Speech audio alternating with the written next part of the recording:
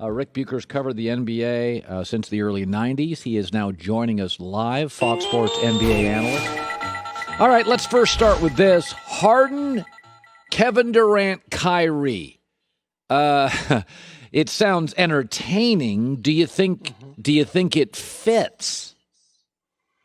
No, I don't think it fits. I don't see how it fits. I'm fascinated to watch this experiment. I mean, look, it's the first thing that has actually caught our interest or attention in this NBA season. I was asked the other day, give somebody a 30-second synopsis of what's happened, what's transpired in the league to this point. This was prior to the trade. And I was like, nothing has happened. The Lakers are the best team coming out of last season. They're still the best team in the league, and I don't see who is going to oppose them.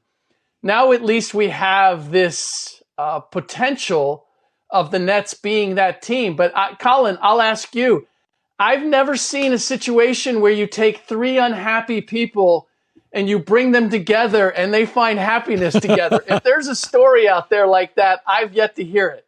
Do you think Kevin Durant, he would never admit it, but does have a little regret choosing Kyrie over Steph today? I don't believe that he has regret over making the choice between the two.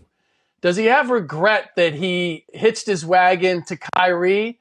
There has to be some thought about this is not going the way that I anticipated it, that it would. But what he was never going to get being with Steph was the recognition of his full capabilities.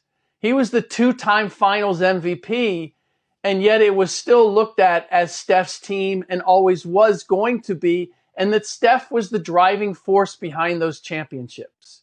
So KD was seeking that, and that's what makes this Harden edition interesting, because now if they end up accomplishing something, KD still will not have received the recognition that took him to Brooklyn in the first place. It will be, they found out pretty quick that KD-Kyrie combination wasn't enough. They needed to add a third piece to make it happen. And I believe that KD, look, I agree with him in that he has never been given his just due when it comes to who and what he is as a basketball player. But I don't believe that this circumstance, particularly adding Harden to the equation, is going to accomplish what brought KD there in the first place. What are we to make of Kyrie Irving? What's happened? What is going on? Do you know how many times, Colin, I've been asked that question over the last 24 hours, 48 hours?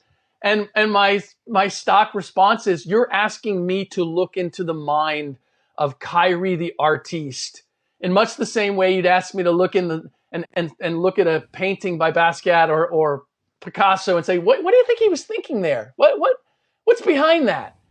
I don't know. Now, over the course of my career in covering the league, I've had the opportunity to sit down with guys and have those conversations where I find out exactly what they're thinking. And I may not agree with it, but I at least understand it. I have not had that conversation with Kyrie. I've had it with people that are close to him who have tried to have that conversation, and they haven't gotten any answers.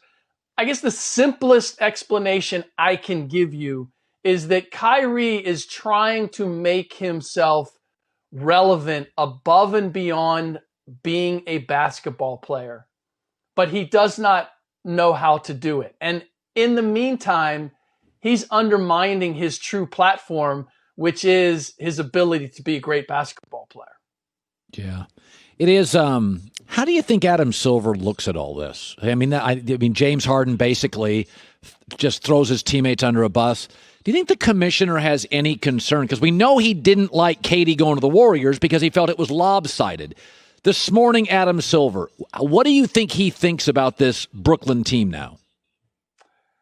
I believe that he has to think that this is a boon to my league because, as I said, there wasn't really anything interesting going on. And the reality of the situation is you can look at players, superstar players, dictating where they're going to go and where they're going to play and what that does to the league. And it is a power struggle. There's no doubt that changes the equation. And he has to satisfy both small market and big market owners. The small market owners fearful that all of their players are going to end up going to the big markets or the most powerful teams. Look, Giannis Antetokounmpo made a great statement opposing that. So the bottom line is this generates interest in the league, and it generates hope among all of the franchises out there that don't have superstars, that somehow, some way, they might someday get one of these. I mean, let's face it.